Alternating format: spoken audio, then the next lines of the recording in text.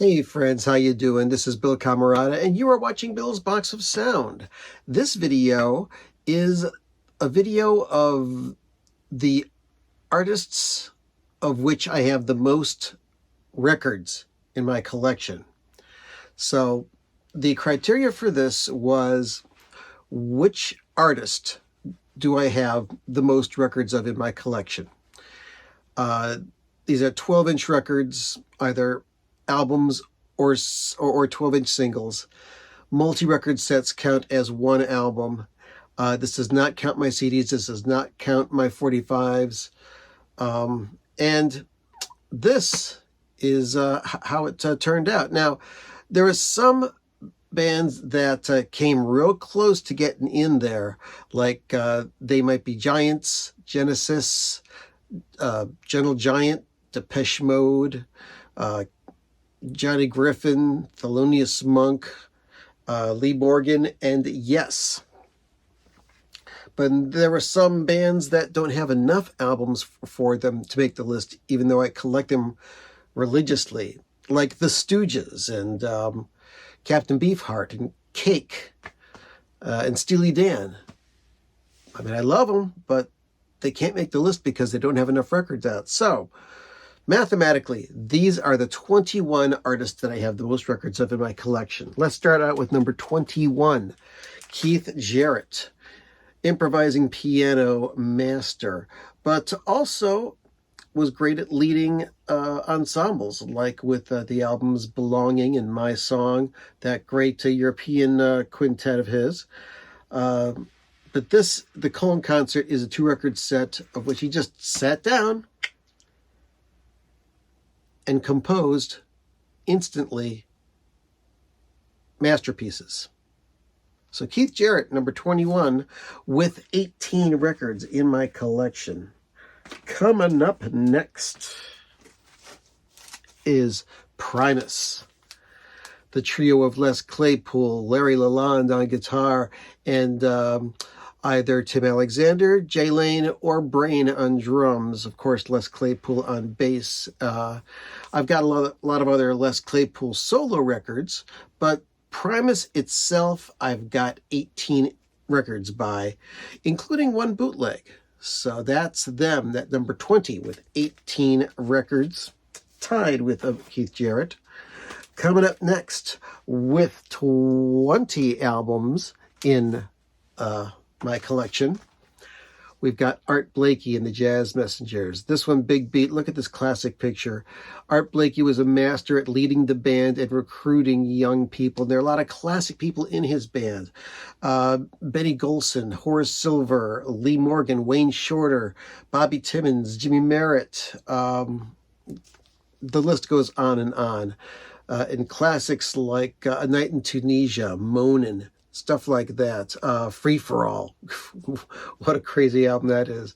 But, yep, if you love jazz, you got to be into Art Blakey somehow, some way. Get into him if you're not. Okay, next up at number 18 with a number 21 albums in my collection is Bob Dylan. Of course, I can have a lot more Bob Dylan because there is a lot more out there, but I only have 21 albums by Bob Dylan. Maybe I'll fix that someday and get more of them. So, what hasn't been said about Bob Dylan? If you don't know who he is, shame on you. Coming in at number 17 with 22 records in my collection, and this includes albums and 12-inch singles, it's New Order. I also am not including the records by Joy Division because New Order was started when the band Joy Division was no more. But I've got 22 different New Order records. Wonderful, classic, danceable English rock. Don't like their newer stuff, though. They kind of stopped after Peter Hook left doing really good stuff. Okay, enough of that. Let's go to number 16 in my collection, also with 22 records in my collection, but I've got a longer association with this artist because I've been listening to him forever. David Bowie. Come on. We miss him like crazy after he passed away. I've got 22 of his albums, and probably won't stop there if I can find some more. Going to the jazz side of things for number 15, and with 24 albums in my collection, Sonny Blount. Yes, that's Sun Ra. Avant-garde, weird jazz with an awful lot of thought and intelligence going on. I've got 24 Sun Ra albums. Just when I think I've got enough, I hear something and I say, I've got to have that one as well. So this one is Crystal Spears. It was a Record Store Day release. Sun Ra. I love them. And I also love this next one, coming in at 14. Number 14, with also 24 records in my collection. Combination of singles and albums. Prince. Yeah, miss him too. Just funk, rock, soul. He was a master composer, master player, master singer. You gotta love Prince. That's number 14 on my list. Okay, not everybody's gonna like number 13. Lucky 13 belongs to, with 25 albums in my collection, Sparks. This is their brand new album, The Girl Is Crying in Her Latte. I've been listening to these guys. The first album I heard of theirs was Kimono My House with the song This Town Ain't Big Enough for the Both of Us. And I've been listening to them ever since. So 25 albums by them. There's only a couple more that I have to get the entire collection. And that's that. They come in at number 13. Number 12 is something that I don't own all of his albums, nowhere near it. Frank Sinatra. Classic stuff for the ages. I've got 27 Frank Sinatra records in my collection. This is just one of them. This has a bunch of singles and B-sides on it. One of my favorite ones. And that's Frank Sinatra. If you don't know who he is, come on. Why are you watching this video? Number 11. Almost forgot to count the records on this list, but when I thought, I haven't included this one yet, I gotta count them. And yes, I got 28 records in my collection by Jimi Hendrix, with and without the Experience. This is the European copy of Smash Hits, which has some different songs. You may want to freeze frame that and read them if you're not familiar with it.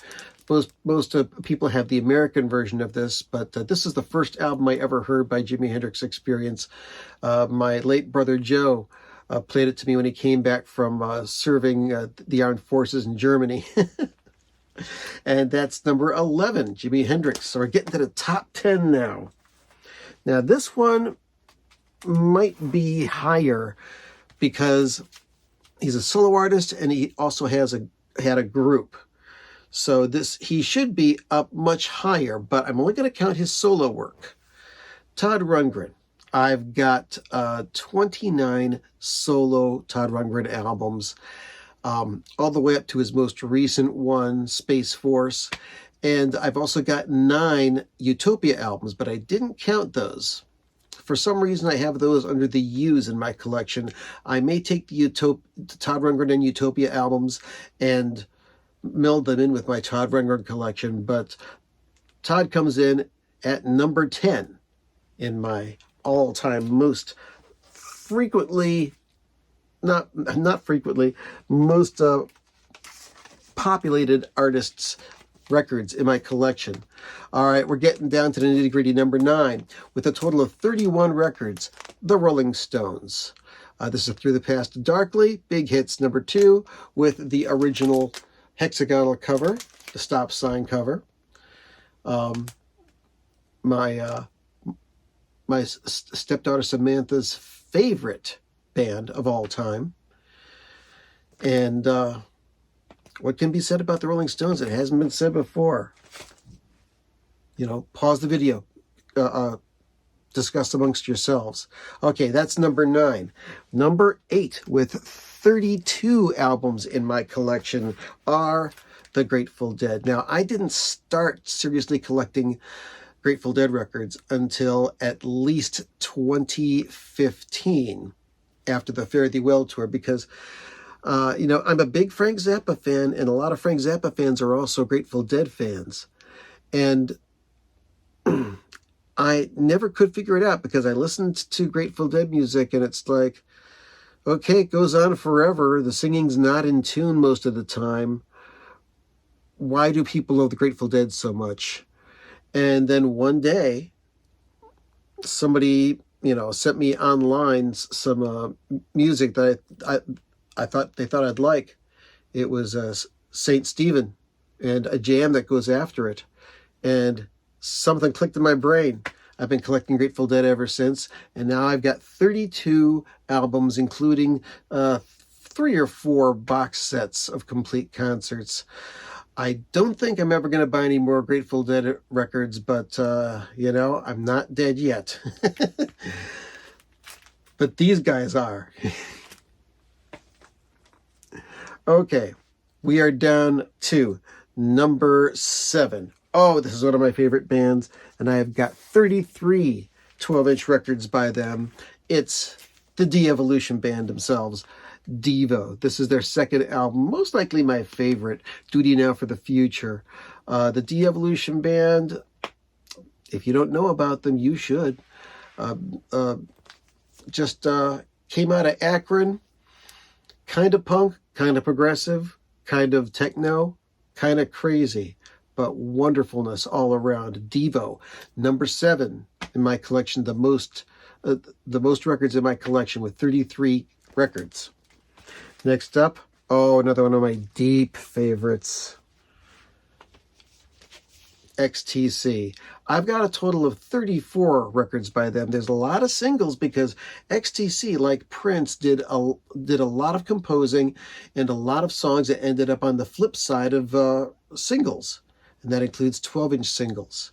I love XTC, always have, always will, and I don't know how much more music Andy Partridge is going to produce, or if he's just going to continue to curate the XTC archives, but 34 albums in my collection.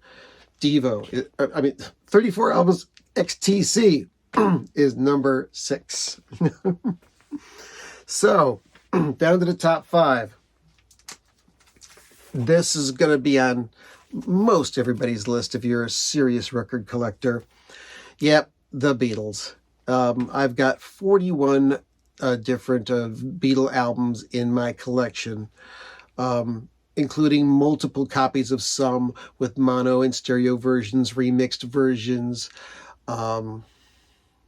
live records, and 1 or 2 unauthorized recordings. But Beatles, foundational rock and roll music. I have 41 different Beatle albums. Now, it'd be strange to admit this, but the band that I have one more record than the Beatles of in my collection are The Residents. Yep, been collecting The Residents for a long time. In the last 20 years or so, I haven't really liked their new music that much, but I do like all the old stuff, and I keep on buying reissues and the sort. I've got 42 different Residents albums in my collection. These guys have been indie since the start, so they've made the majority of their money from record sales by their own design. Very interesting. Nobody knows who they are. They are anonymous, but they're weird. Nobody else sounds like The Residents. And they are number 4. We're down to the top 3. Oh my God. All right, these top 3 are very influential artists to me personally. And you'll understand when I show them to you.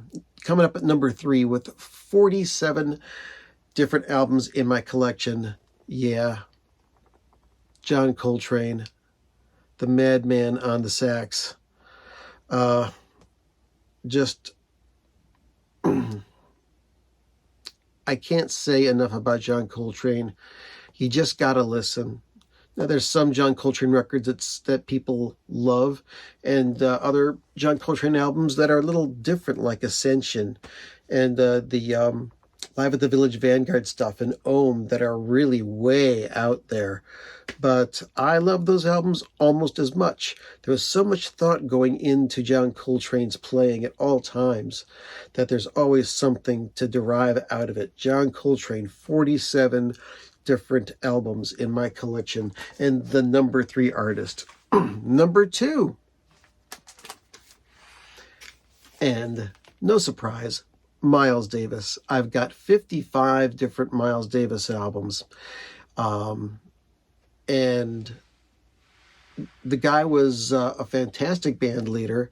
Not the best soloist, but a damn good one. His quartets, his quintets with John Coltrane, and a lot of other people went through his bands, like Hank Mobley, Sam Rivers, who else? Just lots of different sax players. His second great quintet of Ron Carter, Herbie Hancock, Wayne Shorter, and the unbelievable Tony Williams on drums. And I like a lot of the electrical stuff too, Bitches Brew and stuff like that. Miles Davis, always something to learn when you're listening to his records. You can listen to these things over and over again and get more fuel for your brain. Miles Davis, 55 albums, number 2 in my collection, which leaves me that if you've ever seen any of my other videos, well, the majority of them anyway, you know who my number 1 is. Frank Zappa. I have over 110 Frank Zappa LPs and singles in my collection. Don't even get me started on the CDs. I've got like about almost 200 legitimate CDs, and I've got another 200 or 300 bootleg CDs of Frank Zappa. For my money, the most important composer of the 20th century, bar none. And love the man's music, and I will forever. So that's it. I can't say any more about it. At 17 minutes, I think I provided you with a lot of stuff in a very short amount of time. So thanks for watching. If you liked what you saw, like, subscribe, and if your nose itches, scratch it. But all in all, I had a great time, and I hope you did too. Go listen to some music and enjoy yourself. Have a great day.